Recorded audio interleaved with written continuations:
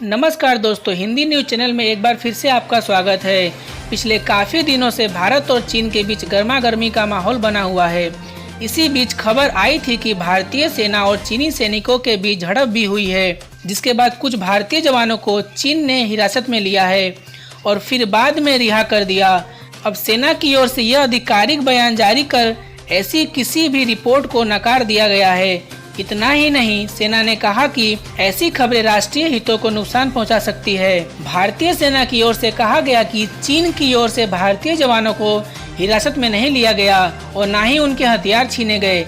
सेना के प्रवक्ता अपने बयान में कहा कि हम स्पष्ट रूप से इससे इनकार करते हैं। ऐसी खबरें राष्ट्रीय हितों को नुकसान पहुंचा सकती है। पीटीआई के मुताबिक गलवान घाटी में चीन ने पिछले 2 सप्ताह के भीतर करीब 100 टेंट गाड़ दिए हैं। वह मशीनरी भी ला रहा है जो शायद बंकर्स बनाने में इस्तेमाल हो। भारत की पेंगोंग झील और गलवान घाटी में सैनिकों की तैनाती लगातार बढ़ा रहा है। कई इलाकों में भारत की पोजीशन चीन से बेहतर है। तो आइए आपको बता दें कि चीन भारत से युद्ध के लिए क्या क्या तैयारियां कर रहा है। चीन ने भारी संख्या में बॉर्डर डिफेंस रेजिमेंट के जवानों को तैनात किया है। चीन ने सिर्फ सैनिक ही नहीं बुलाए बल्कि झील में नावों की संख्या भी बढ़ा दी है और साथ ही साथ भारतीय सीमा और भारतीय सेना पर हवाई निगरानी के लिए गलवान घाटी में हेलीकॉप्टर्स भी उड़ाए जा रहे हैं। द प्रिंट की एक रिपोर्ट के मुताबिक चीन ने करीब 1300 सैनिक यहां पर तैनात किए हैं। आपको बता दें कि भारत भी उसी हिसाब से सैनिकों की तैयारी कर रहा है।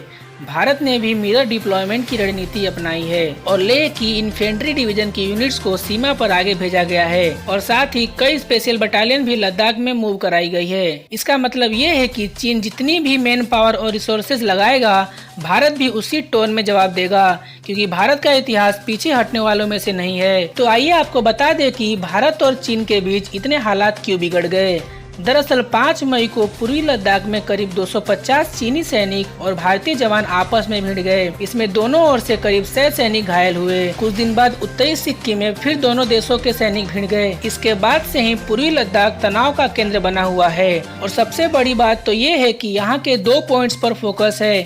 पेंगोंग झील और गलवान घाटी झील का उत्तरी किनारा हथेली जैसा है जिसके 8 भाग हैं, जिसे आर्मी फिंगर्स कहती है। भारत कहता है कि LAC 8वीं फिंगर से शुरू होती है, जबकि चीन कहता है कि दूसरी से। चीन ने इस पॉइंट पर ब्लॉकिंग पॉइंट्स भी बना लिए हैं। भारत चौथी फिंगर्स तक के हिस्से को कंट्रोल करता है, जबकि चीन ने 6 साल पहले चौथे हिस्से पर परमानेंट कंस्ट्रक्शन की कोशिश भी की थी, मगर भारत के कड़े विरोध के बाद उसे गिरा दिया गया। तो दोस्तों, आपको बता दें कि चीन की हरकतें कभी थमी नहीं है। पिछले साल नवंबर में केंद्रीय रक्षा राज्य मंत्री श्रीपद नाइक ने संसद में बताया था कि 2016 में चीन की सेना ने 273 बार बॉर्डर पर आक्रमण का रुख दिखाया। 2017 में यह आंकड़ा बढ़कर 426 हो गया। इसी साल डोकलाम विवाद भी हुआ था। 2018 में चीन ने 326 बार झड़प की। 2019 का डेटा अभी तक सरकार ने जारी नहीं किया है। सीमा पर चीन हमेशा सैनिकों की तैनाती करता है, जबकि भारत जरूरत पड़ने पर ही सैनिक भेजता है। मगर इन दिनों चीन जैसी हरकतें कर रहा है,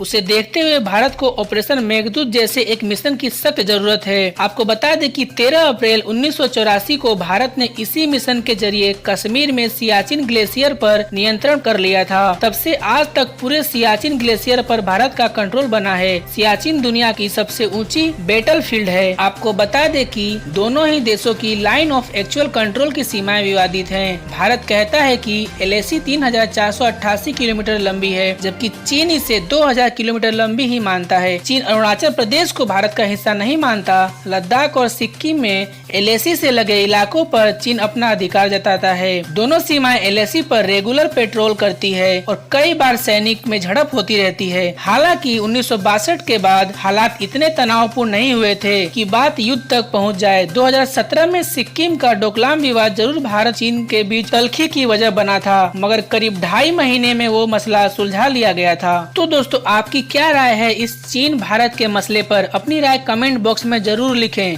और साथ ही साथ अगर आपने हमारे चैनल को सब्सक्राइब नहीं किया तो चैनल को सब्सक्राइब करके घंटी जरूर दबाएं, ताकि मेरी नई वीडियो आप सबसे पहले देख पाएं। और अगर ये वीडियो आपको पसंद आए तो एक लाइक और शेयर जरूर करें।